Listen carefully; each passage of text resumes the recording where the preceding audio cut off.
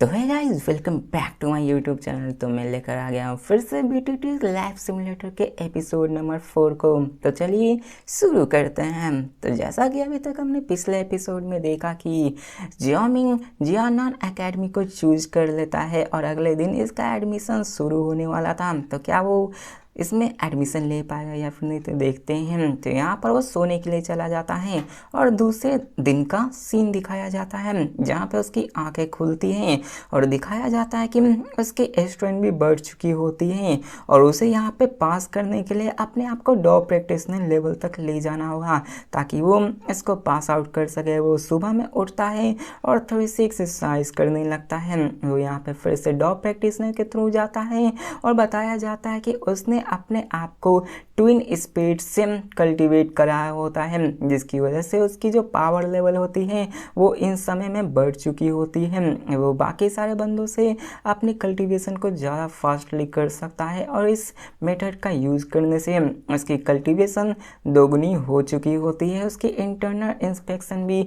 ज़्यादा बढ़ने लगी होती है और बताया जाता है कि ये सभी उसके राइज ऑफ स्पीड जेट की वजह से हो रही होती है। और दिखाया जाता है कि वो आगे बढ़ने लगता है और कहता है कि आफ्टर ऑल मुझे यहाँ पे इन सब हेवन एंड अर्थ की एनर्जी को डिवॉल्व भी तो करनी है। और वो कहता है कि अभी तक मेरी स्पिरिचुअल पावर मतलब मेरी स्पिरिट इतनी स्ट्रांग नहीं है, हालांकि मैं इसको अर्जेंट सिचुएशन में यूज़ कर सकता हूँ एक मर्डर वेपन के जैसा ही, क्योंकि ये मेरे लिए समझ लो तो सबसे स्ट्रॉन्गेस्ट टेक्निक में से एक होने वाली। लेकिन फिर भी अभी मेरी ये स्पिरिट बहुत ही वीक है, मुझे और भी इसको स्ट्रांग बनाना होगा। हो सकता है कि जैसे जैसे टाइम बढ़े इसके इंटेलिजेंस के वजह से एक स्पिरिचुअल बीइंग भी बॉर्न हो सके।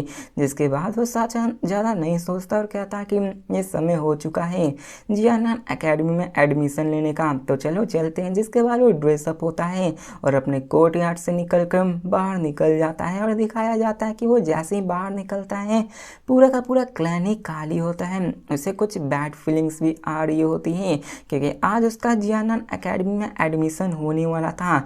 अब दिखाया जाता है कि वो वुटान सिटी में पहुंच चुका होता है और मोस्ट ऑफ द बंदे वहां पर आ चुके होते हैं और जियानान को भी ऐसा ही लग रहा होता है। जैसे ही वो एडमिशन साइट जहाँ पर एडमिशन हो रहे होते हैं वहाँ पहुँचता है तो वहाँ के नज़ारे को देखकर तो वो पूरी तरीके से हैरान हो जाता है, क्योंकि उसने जैसा सोचा था वैसा ही हो रहा होता है। अगर यहाँ पे आर्मी को डिप्लॉय ना किया गया होता तो यहाँ पे इतने सारे बंदे मौजूद थे कि यहाँ पर तो भगदड़ भी मच सकती थी। उस एकेडमी में एडमिशन लेने के लिए बहुत सारे बंदे आए हुए होते हैं और यहाँ पे ये उसका पहला दफ़ा था कि वो अपने आंखों के सामने जियो फैमिली के अलावा इतने सारे बंदों को देख पा रहा था और उस सबको देखकर समझ जाता कि टेस्ट को पास करने में उसे थोड़ी सी कठिनाइयों का सामना करना पड़ सकता है। और दिखाया जाता कि वो आगे बढ़ने लगता है, फाइनली उस स्क्वायर के सेंटर में आके रुकता है। अब देखा जाए तो अभी जियोमिंग सिर्फ एक छोटा सा 6 साल का बच्चा होने वाला है, वहीं पे बाकी सारे 13, 14, 15, 16 साल के बच्चे होने वाले होते हैं और इन सब के सामने जियोमिंग कमजोर लग रहा होता है और छोटा भी ताई, और वो चारों तरफ से घिरा हुआ होता है। देखा जाए तो जियोमिंग के पास इतनी एबिलिटी नहीं थी कि वो उन सारे सोल्जर्स को हटाकर आगे बढ़ सके, उसे उस रास्ते से ही अंदर जाना पड़ता है और सब लोग आगे जाने लगते हैं।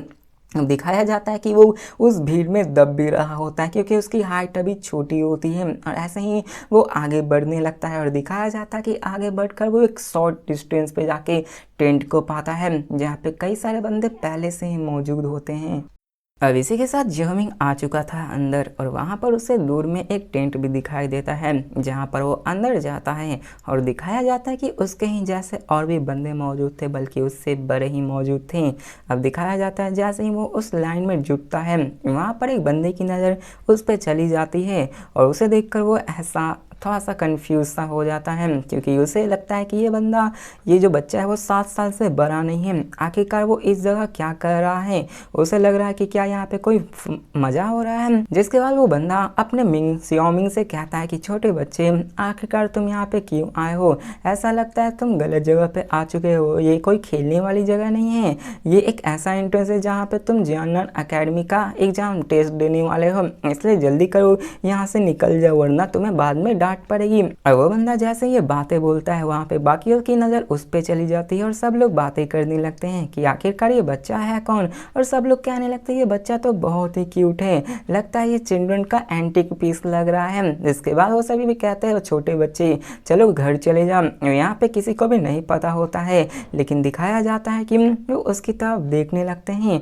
और सोचने लगते हैं कि इतना यंग बच्चा तो कहीं और से नहीं आया है, सिर्फ एक ही बच्चा है जिसके बारे में हम लोगों ने सुना है, वो जियोमिंग है सॉ फैमिली से, ये वुटान सिटी का फर्स्ट जीनियस है। और सब लोग उसकी तरफ देखकर सोचने लगे कि क्या वेट कहीं ये जियोमिंग तो नहीं हो सकता है। अब देखा जाए तो सब लोग इसके बारे में बात भी करने लगते हैं और जियोमिंग को भी दिखाया जाता है जो कि इस सिचुएशन को पहले से एक्सपेक्ट कर रहा था कि वो यहाँ पे आएगा तो उसे कोई ना कोई जरूर टोकेगा। ये स्ट्रेंज है कि यहाँ पे कोई उसके जानता नहीं कि ये जियोमिंग है। अब भले ही उसकी जो स्ट्रेंज की गाथा है वो पूरी की पूरी वुटान सिटी में फैल चुकी है, लेकिन उसके चेहरे को तो किसी ने नहीं देखा हुआ था और ये स्ट्रेंज की बात नहीं थी। जैसा वो चाहता था वैसा ही हो रहा होता है। वही के मर्तबा वो खुद को एक्सपोज भी नहीं किया होता है। दिखाया जाता है कि उनमें से एक बंदा कहता है कि हाँ ये तो वही है, मैं कोई मिस्टेक नहीं कर रहा हूँ, ये तो वुटान सिटी का फर्स्ट जीनियस है, देखो ये कितना ही क्यूट है। वो उसकी तरफ देखने लगता और कहता है कि ये 5 साल का था जब उसका लेवल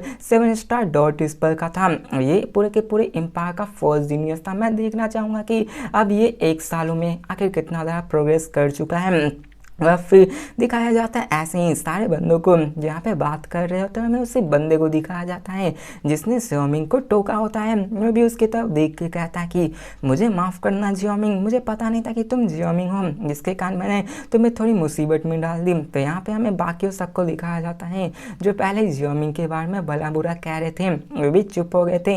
अब जियोमिंग भी ज़्यादा नाटक नहीं करता है, लेकिन इस चीज़ से उसे एहसास हो गया था कि यहाँ पे बंदे और भी स्ट्रॉन्ग मौजूद है और उसकी थोड़ी सी रिकॉग्निशन भी आने लगती है। अब फिर हमें टेस्ट का सीन दिखाया जाता है जहाँ पे सब लोग अपने टेस्ट को दे रहे होते हैं और ऐसे ही करके सारे लोग टेस्ट को देते जा रहे होते हैं। कोई कोई पास होता है तो कोई कोई नहीं होता है। दिखाया जाता है कि ज़्यादा लंबा जियोमिंग को इंतजार नहीं करना पड़ता है, लेकिन अभी वो प्रीवियस प्रमोशन से उसे थोड़ा सा एक्सपीरियंस तो हो चुका था कि आखिर उसे टेस्ट देना कैसे है। उसे करना है तो सिर्फ रेड क्रिस्टल पे अपने हाथों को रखना है। जिसके बाद हमें दिखाया जाता है कि वहाँ का जो बंदा होता है वो किससे कहता है कि लिटिल ब्रदर तुम्हें यहाँ पे सिर्फ अपने अंदर के डॉग की एनर्जी को उसके अंदर डालना है और अगर वहाँ पे वो ग्लो करता है तो इसका मतलब ये हुआ कि तुम्हारी 8 स्टेज की पावर आ चुकी है और तुम इस टेस्ट को पास कर लोगे। ये प्रीलिमिनरी टेस्ट है। दिखाया जाता है कि जियोमिंग भी हामी भरता है, जिसके बाद वो उस क्रिस्टल को टच करता है तो वो सच में ग्लो करता है, जिसके बाद वो भी पास हो जाता है। तो आप लोग ये समझ लो कि अभी ये सिर्फ पासिंग टेस्ट है, इसमें सिर्फ आपको 8 लेवल की पावर चाहिए होती है। हो सकता है कि जियोमिंग की लेवल इससे भी ज़्यादा हो। और दिखाया जाता है कि जियोमिंग आगे बढ़ जाता है टेंट की तरफ और जैसे ही वो उस बड़े से ग्रीन टेंट के पास आता है वहाँ पे वो कई सारे शैडोज को देखता है जहाँ पे कई सारे dozens of mens and womens खड़े होते हैं अलग अलग सिटीज जो कि इस टेस्ट को पास कर चुके होते हैं और ये सभी के सभी जियानान एकेडमी के ही स्टूडेंट्स होते हैं। जिसके बाद हमें उन्हीं स्टूडेंट में से एक बच्चे को दिखाया जाता है जो कि जियोमिंग को पहचानता है और वो कहता है जियोमिंग यहाँ पे तुम आएंगे। और जैसे ही वो उसका नाम लेता है सब लोग उसके ही तरफ देखने लगते हैं। स्पेशली यहाँ पे वो सभी जानते हैं जियोमिंग के बारे में कि कितना बड़ा जीनियस है और वो उससे बात करने लगता है। वो बंदा उससे कहता है कि ये फैमिली टेस्ट में क्या तुम ही हो सिर्फ पास किए हम। ये सरप्राइज करने वाली बात नहीं है कि जियो फैमिली में से सिर्फ वही है और जियो फैमिली भले वुटान सिटी का 3 सबसे बड़े फैमिली में से एक है, लेकिन वो अभी तक इकलौता बच्चा होता है जिसने कि अभी इस टेस्ट को पास किया होता है। वो अभी ज़्यादा बड़ा भी नहीं हुआ होता है, वहाँ से बहुत ही कम थे। और दिखाया जाता है जियोमिंग भी कहता है हाँ सिर्फ मैं ही हूँ जो कि यहाँ पे पास हुआ था। देखा जाए तो जियोमिंग भी यहाँ पे कुछ नाराज सा होता है कि वो जियो फैमिली का सिर्फ इकलौता मेंबर था। अब आप लोग समझो कि जियोयन कहाँ गया, तो जियोयन को यहाँ पे साइड कैरेक्टर बना दिया गया है। उसके बारे में बात न की जाए तो ही बेहतर होगा आपके लिए और हमारे लिए भी। और अब फिर दिखाया जाता है कि यहाँ बताया जाता है कि ये जियानान एकेडमी के टेस्ट को पास करना इतना भी मुश्किल नहीं था, लेकिन वो सिर्फ अभी इकलौता ही आया हुआ होता है इस टेस्ट को फिगर आउट करने, इस टेस्ट को देने के लिए। और यहाँ पे हमें एक और बंदे को दिखाया जाता है जिसका नाम जियो सान होता है जो कि वही बंदा होता है जो कि अभी जियोमिंग से बात कर रहा होता है। उनमें थोड़ी सी बातें होती है और ऐसे ही चलते रहती हैं।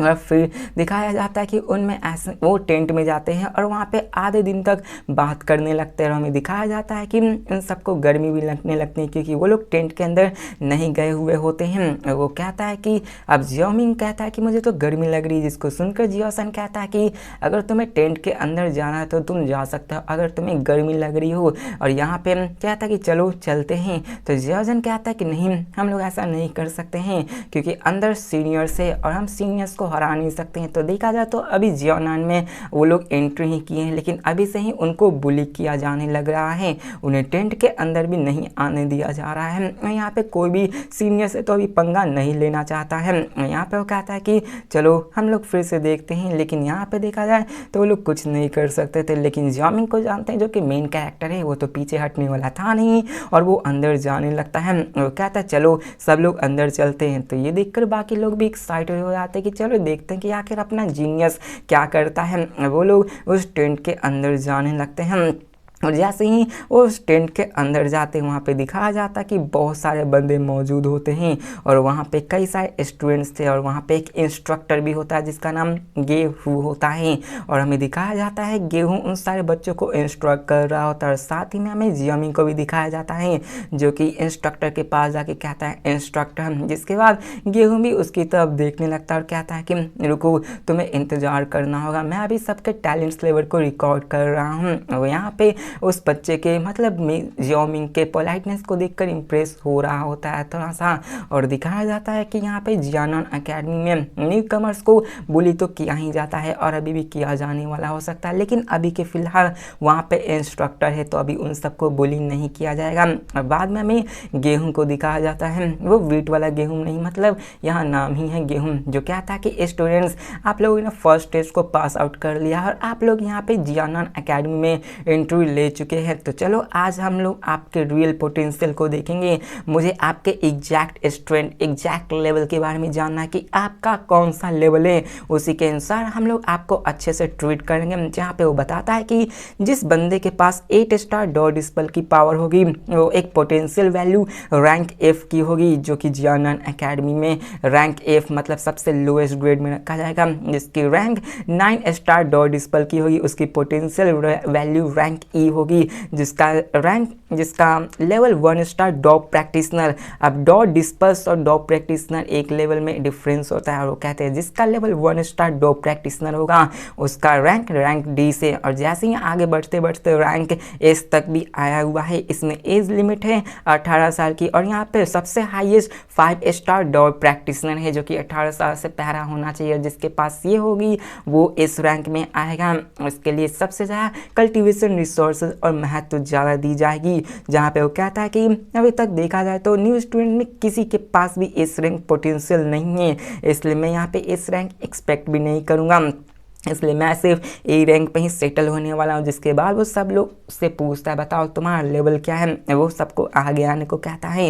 इसी के साथ हमें सारे बच्चों को दिखाया जाता है, जहाँ पे कहता है मांजी 17 साल 9 स्टार डॉट डिस्पल तो उसे रैंक E मिलती है। जोसंग 18 साल 8 स्टार डॉट डिस्पल उसको रैंक F मिलती है। वांग हाई 18 साल 2 star dot practitioner rank D मिलती है। अब ऐसे ही आगे आने लगता है और इसमें से बहुत सारे बंदे थे जो कि डॉट प्रैक्टिशनर लेवल में ही होते हैं। डॉट डिस्पल्स में कुछ ही बंदे होते हैं और कुछ ही डॉट प्रैक्टिशनर्स में भी हुए होते हैं। और फिर हमें दिखाया जाता है जियोजान को जो कि जियोमिंग से बात कर रहा होता है। वो कहता है 16 साल रैंक 9 स्टार डॉट डिस्पल्स से रैंक E मिलती है। और इसके बाद हमें दिखाया जाता है जियोमिंग की और उसकी बारी आ चुकी होती है। यहाँ पे दिखाया जाता है कि उसका भी कोई इंटेंशन नहीं होता है अपनी कल्टीवेशन लेवल को हाइड करने का, क्योंकि वो जानता है कि अगर उसने अपने ट्रू स्ट्रेंथ को दिखाया तभी उसको अपने को ज़्यादा रिसोर्सेज मिलने वाला है।